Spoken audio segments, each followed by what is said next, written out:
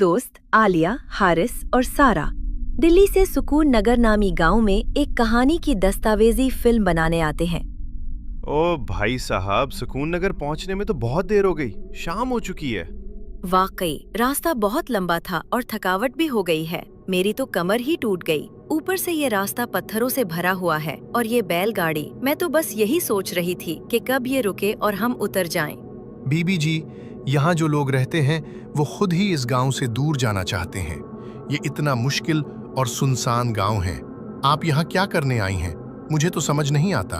क्यों भाई, तुम ऐसा क्यों कह रहे हो? हम तो मुसन्निफ हैं, अलग अलग गांव जाकर दस्तावेजी फिल्में बनाते हैं। वैसे भी ये डर वाली बातें तो सिर्फ कहानियों में होती हैं। तुम फिक्र न करो, कुछ भी डरने जैसा नहीं है। ये आप क्या कह रही हैं? कहानियाँ? लगता है इस गांव के बारे में आप लोगों को पता ही नहीं है। चलें, छोड़ें, अब मैं चलता हूँ। वाकई यहाँ रहना आसान नहीं है। ये बोलकर अंधेरा होने के डर से बैलगाड़ी वाला वहाँ से चला जाता है। जब वो गांव में दाखिल हुए तो गांव के कुछ लोग उनको देखकर आपस में बातें कर रहे थे, जैसे किसी मेहमान के आने की खुशी से ज्यादा उन्हें डर हो गया हो। वाह यार, देखो ये जगह कितनी अलग है। ऐसा लग रहा है जैसे हम किसी पुरानी किताब के औराक में घुस गए हों। सुकून नगर नाम ही कितना खूबसूरत है। मुझे लगता है यहाँ की कहानियाँ कमाल की होंगी। घर जाकर उन पर कुछ लिखूंगी, शायद कोई वीडियो भी बनाऊं। आलिया, तुझे तो हर जगह कहानियां नजर आती हैं, लेकिन ये गांव, ये मुझे कुछ ठीक नहीं लग रहा। देखना, ये लोग हमें ऐसे क्यों घूर रहे हैं? और ये जंगल, रात को अगर कुछ हुआ तो? मैं तो कहता हूँ वापस चलें। दिल्ली में कितने अच्छे कैफे हैं, वहाँ बैठकर चाय पियेंगे। हारिस, तुम हर बार डरने लगते हो। आलिया, मैंने तुम्हें पहले बताया था ना, इस गांव के बारे में कुछ तहकीक की थी। यहाँ का वो पुराना मंदिर, वो कोई मामूली जगह नहीं है। लोग कहते हैं वहाँ एक आईना है जो कुछ अजीब करता है। सारा, तुम भी शुरू हो गयी। आईना, वेरफन की कहानियाँ। अरे, मैं तो बस यहाँ की लूक कहानियाँ सुनने आई हूँ। अगर कुछ दिलचस्प मिला तो घर जाकर शायद इस पर कोई कहानी बनाऊंगी, लेकिन अभी तो बस मजे लेने हैं। चलो गाँव में दाखिल होते हैं। कोई मिलेगा तो इससे मंदिर का रास्ता पूछ लेंगे। आलिया, तुम्हें मजा लग रहा है, लेकिन मुझे तो ये जगह खौफनाक लग रही है। बैलगाड़ी वाला भी बोला था कि ज्यादा देर यहाँ मत रुकना। कुछ तो गड़बड़ है इस गांव में। हारिस, पुरसुकून हो जाओ। आलिया, हमें मोहतात रहना होगा। मैंने पुराने रिकॉर्ड्स में पढ़ा था कि यहाँ सैकड़ों साल पहले एक यज्ञ हुआ था जो गलत हो गया। इस आईने का इससे कोई ताल्लुक है। लोग कहते हैं वो आईना सिर्फ चेहरा नहीं दिखाता, वो कुछ और भी दिखाता है। वाह सारा, अब तो और मजा आ रहा है। अगर ऐसा कोई आईना है तो हमें जरूर देखना चाहिए। चलो पहले गांव में कोई ठिकाना ढूंढते हैं, फिर मंदिर चलेंगे।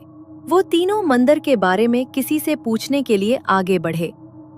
हारिस थोड़ा डरा डरा सा लग रहा था, पर आलिया और सारा के चेहरों पर तजस्सुस था। थोड़ा चलकर वो लोग आगे जाते हैं तो चौपाल पर दो बूढ़े उनको बैठे दिखते हैं। सलाम बाबा जी, हम दिल्ली से आए हैं। इस गांव की कुछ कहानियां सुनने आए हैं। सुना है यहाँ एक पुराना मंदिर है जिसमें कोई खास चीज है। वो कहाँ है? हमें रास्ता बता दीजिए। बेटी, तुम शहर वालों को क्या पता इस गांव की बातों का? वो मंदिर, इसकी बात छोड़ दो। यहाँ रुकने की जगह ढूंढो और जितनी जल्दी हो सके अपनी कहानियां लेकर वापस चले जाओ। लेकिन बाबा जी, हम तो बस थोड़ा घूमना चाहते हैं, कुछ कहानियां सुनना चाहते हैं। इस मंदिर में ऐसा क्या है जो आप लोग इतना डर रहे हैं? कोई पुरानी कहानी है क्या? कहानी? हाँ, कहानी तो है, पर वो सुनने की नहीं, भूलने की है। वो आईना, वो कोई मामूली शीशा नहीं है बेटी। जो उसमें देखता है वो अपने साथ कुछ ले जाता है और कुछ छोड़ भी जाता है। आलिया, सुना ना, मैं तो बोला था ये जगह ठीक नहीं है। ये लोग कुछ छुपा रहे हैं। चलो वापस चलते हैं। बाबा जी, आप खुलकर बताएं ना, हम सिर्फ जानना चाहते हैं। अगर इस आईने की कोई कहानी है तो हमें सुनाएं। क्या हुआ था यहाँ? कोई पुराना वाकया?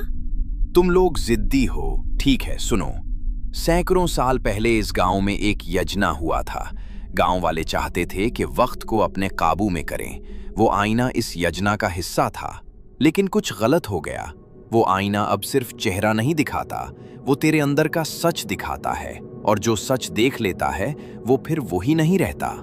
बाबा जी, ये तो कमाल की बात है। हमें वो मंदिर दिखाएं। मैं वादा करती हूँ हम कुछ बिगाड़ेंगे नहीं, बस देखना चाहते हैं। नादान हो तुम लोग। ठीक है, जाओ। मंदिर जंगल के उस पार है, लेकिन याद रखना, इस आईने में ज्यादा देर मत देखना, वरना जो आएगा वो तुम्हारा नहीं होगा। इतना कहते ही वो तीनों मंदिर जाने वाले जंगल के रास्ते की तरफ चल पड़ते हैं। जंगल का रास्ता बहुत ही खौफनाक था। चारों तरफ अंधेरा था, पर वो तीनों आगे बढ़ते जा रहे थे। आलिया, मुझे ये जगह बिल्कुल पसंद नहीं आ रही। देखना, ये दरख्त, ये हवा, सब कुछ जैसे हमें देख रहा है। मैं तो कहता हूँ वापस चले। अरे हारिस, तुम तो हर चीज से डरते हो। ये बस जंगल है और हम बस एक पुराने मंदिर तक जा रहे हैं। कुछ नहीं होगा। मैं तो बस वो आईना देखना चाहती हूँ। अगर कुछ दिलचस्प मिला तो घर जाकर उस पर कुछ लिखूंगी। आलिया, हारिस शायद सही कह रहा है। हमें मोहतात रहना होगा। अगर वो आईना सचमुच वक्त से जुड़ा है तो ये कोई मजाक नहीं है।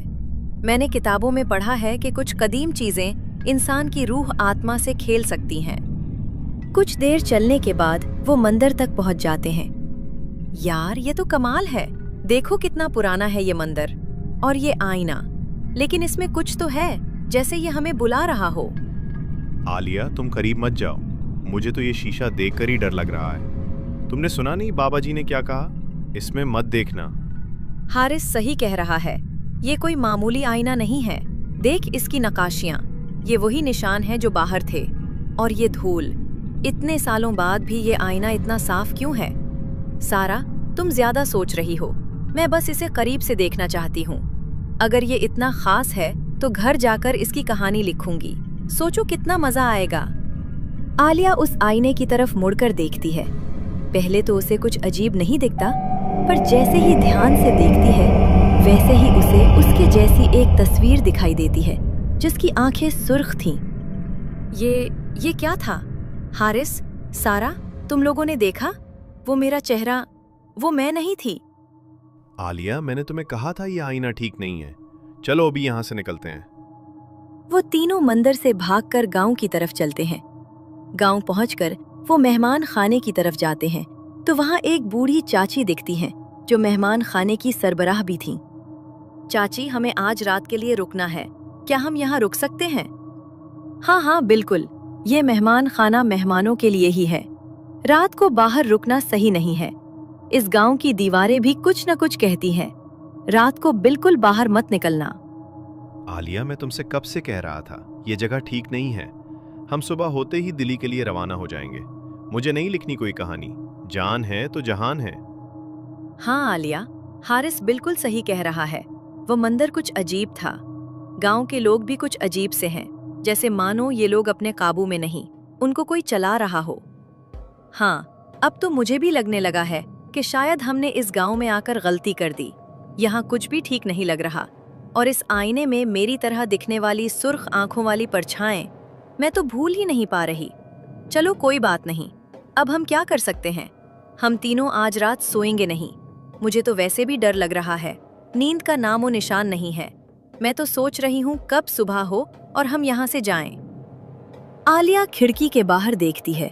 उसे खिड़की के बाहर एक काली परछाई खड़ी हुई दिखाई देती है जो उनकी तरफ टिकती लगाकर देख रही थी। अरे हारिस, सारा, तुम लोगों ने देखा? वो क्या था? वो परछाएं, ऐसा लग रहा है जैसे हमें ही देख रही हों। मैं तो कहता हूँ यहाँ जान गिनवाने से अच्छा है हम अभी यहाँ से भाग चलते हैं। वो तीनों मेहमान खाने से जैसे ही बाहर आते हैं वो देखते हैं कि सारा गांव खंडर बन गया है, जैसे बहुत सालों पहले ही उस गांव का सब कुछ खत्म हो चुका हो। हारिस, सारा, ये क्या हो गया? अभी तो हम गांव में घूम रहे थे, घर थे, चौपाल था, और अब सब टूटे फूटे खंडर जैसे खड़े हैं, जैसे ये गांव बरसों पहले ही मिट गया हो। ये सब हमारी आंखों के सामने कैसे बदल गया? मैंने कहा था ना, वो परछाएं मामूली नहीं थी। इस गांव की हवा, ये रास्ते, ये टूटी दीवारें, सब किसी गैबी ताकत के बंधन में है। शायद हम इसी के शहर में फंस गए हैं। लेकिन अगर ये सचमुच किसी के काबू में है तो हम कहाँ भागेंगे? रास्ता बाहर की तरफ ले जाना चाहिए था, पर देखो हम फिर यही लौट आए हैं। अब हमें इसी जगह लौटना होगा जहाँ से सब शुरू हुआ था, उस मंदिर में। हाँ, असल मसला वही है। इस आईने के बगैर ये शहर टिक ही नहीं सकता। वो तीनों मंदिर की तरफ चल पड़ते हैं। मंदिर के बाहर पहुंचते ही वो लोग घबरा जाते हैं। वो देखते हैं वही चौपाल पर बैठे लोग और मेहमान खाने की सरबराह वहां बुत बनकर खड़े हुए हैं।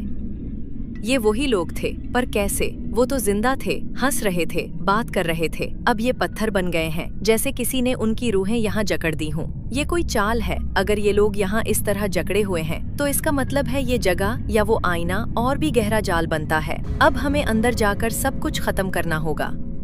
वो वापस उस कमरे में जब आते हैं तो वो शीशा पहले की तरह ही पुरसुकून था, पर यकदम उस शीशे में वो परछाई देखी और बोलने लगी, आजा आलिया, तेरा मकाम मेरा इंतजार कर रहा है।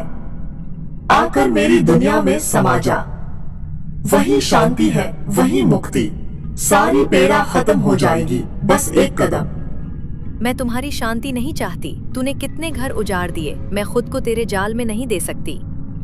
मिलकर यही आईना तोड़ देते हैं। तू ही तो है आलिया, आकर मेरे साथ रह जा। तेरे आने से ये सब और खूबसूरत बन जाएगा।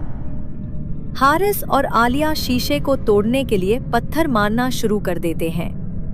रुको, ये मामूली शीशा नहीं है। इसकी बनावट को सीधे हथौड़े से भी नहीं तोड़ा जा सकता। ये पत्थर इसका कुछ भी नहीं बिगाड़ पाएंगे। मुझे वो लाइन याद आ रही है जो मैंने इस पुरानी किताब में पढ़ी थी। एक मंत्र था जिससे इसका सहर खत्म किया जा सकता है। सारा फौरन मंत्र पढ़ना शुरू कर देती है। टूट जा शीशा, भस्म हो जा, छोड़ दे छाया, छोड़ दे बंधन, जोल उठ अंधकार को जलाकर, मिटा दे, मुक्त कर दे इस मंदिर की रूहें, अब उन्हें बंद न रख। मंत्र पढ़ने के बाद वो शीशा जलने लगता है। शीशा जलते ही उस परछाई का सहर खत्म हो जाता है और उन तीनों के ऊपर से माया जाल हट जाता है।